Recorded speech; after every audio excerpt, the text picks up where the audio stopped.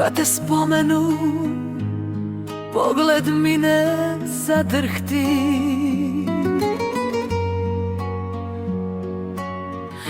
Ni trun tuge, ni misao da se vrati. Prolaziš ko šapat, što više ne boli, ko senka na zidu,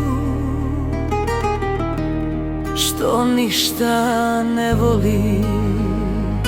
Ne bojim se tvog imena, ni dana kad si bila cijeli svemir. Prošla si ko vjetar bez pozdrava, ostao je mir tamo gdje si bila nemir.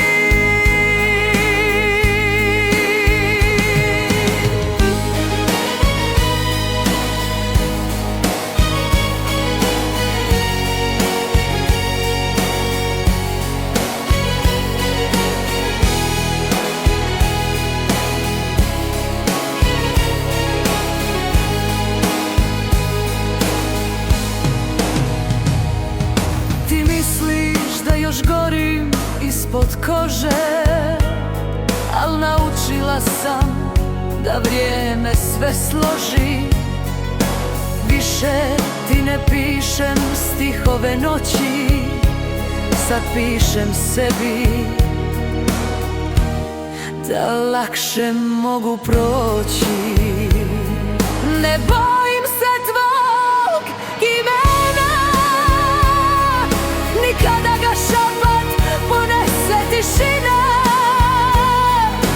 Samo mirna voda u srcu plovi, ko kad zatvoriš knjigu i više je ne otvoriš.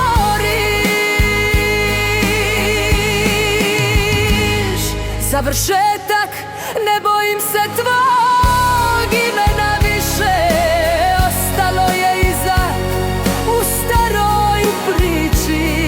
Ni tvoje, ni moje mi ne postoji, a ja konačno dišem bez tvoje boje. Ne bojim se tvog imena,